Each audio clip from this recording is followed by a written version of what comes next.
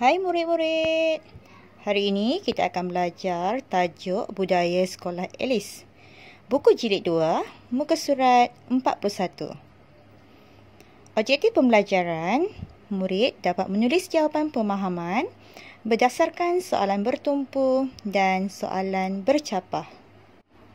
Baiklah murid-murid, murid-murid boleh lihat buku teks muka surat 41.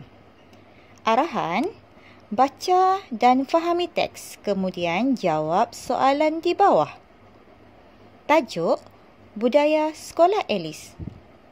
Baiklah, cikgu akan bacakan teks tersebut. Waktu rehat sudah tamat. Alice dan rakan-rakannya segera ke halaman di luar bilik darjah masing-masing. Mereka hendak mengutip sampah sarap. Aktiviti membersihkan halaman luar bilik darjah selepas waktu rehat sudah menjadi budaya di sekolah Alice. Mereka tidak pernah bersungut ketika berbuat demikian. Mereka berlumba-lumba untuk memastikan kawasan bilik darjah masing-masing adalah paling bersih. Apabila kawasan sekolah bersih, mereka dapat belajar dengan selesanya. Oleh itu, mereka akan berasa tenang dan dapat menumpukan perhatian terhadap pelajaran.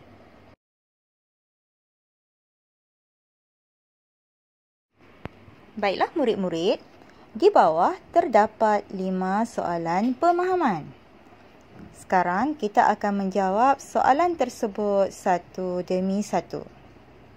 Soalan yang pertama, yang segera ke halaman di luar bilik darjah siapa? Kata tanya yang terdapat dalam soalan yang pertama ialah siapa.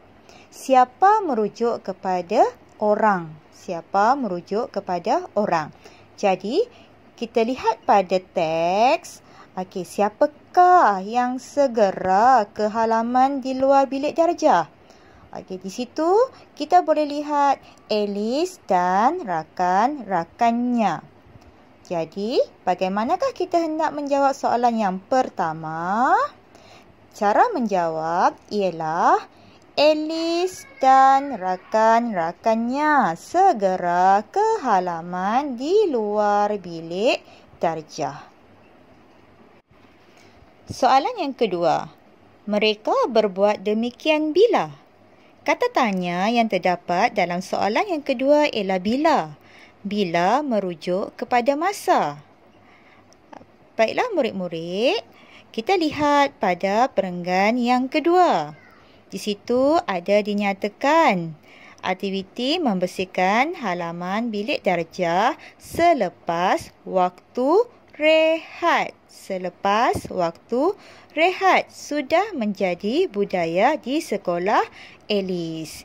Jadi, bagaimanakah cara untuk kita menjawab soalan yang kedua? Kita mulakan ayat dari perkataan mereka. Kata tanya bila hendaklah dibuang. Jawapannya, mereka berbuat demikian selepas waktu rehat. Seterusnya, soalan yang ketiga. Apakah yang dilakukan oleh mereka? Kata tanya yang terdapat di dalam soalan ialah apakah? Apakah yang dilakukan oleh mereka? Murid-murid boleh lihat pada perenggan yang kedua. Apa yang mereka lakukan? Mereka membersihkan halaman di luar bilik darjah.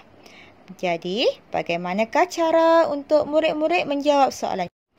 Jawapannya, mereka membersihkan halaman luar bilik darjah. Seterusnya, soalan yang keempat. Mengapakah mereka tidak bersungut ketika berbuat demikian? Kata tanya yang terdapat dalam soalan yang keempat ialah mengapakah? Mengapakah merujuk kepada sebab. Baiklah murid-murid, murid-murid boleh lihat perenggan yang kedua. Mengapakah mereka tidak bersungut? Di situ ada dinyatakan untuk memastikan kawasan bilik darjah masing-masing adalah paling bersih.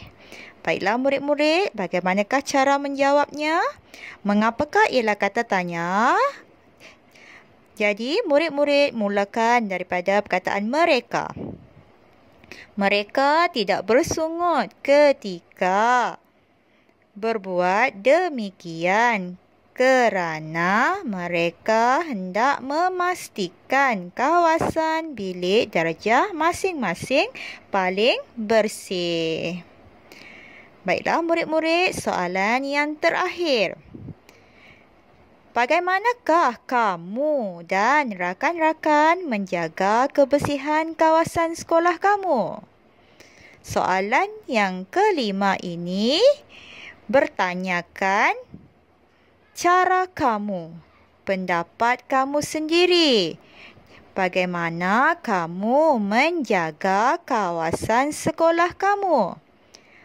Jadi, untuk soalan yang kelima, murid bebas untuk memberi jawapan masing-masing. Contoh jawapan, bagaimanakah kamu? Kamu ditukar kepada saya.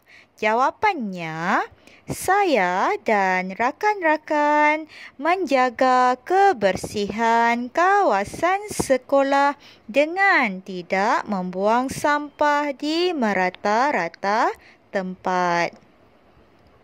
Baiklah murid-murid, tugasan murid-murid pada hari ini salin dan jawab soalan di dalam buku tulis. Ada 5 soalan tadi, murid-murid perlu jawab di dalam buku tulis. Baiklah murid-murid, sampai di sini sahaja pembelajaran kita pada hari ini.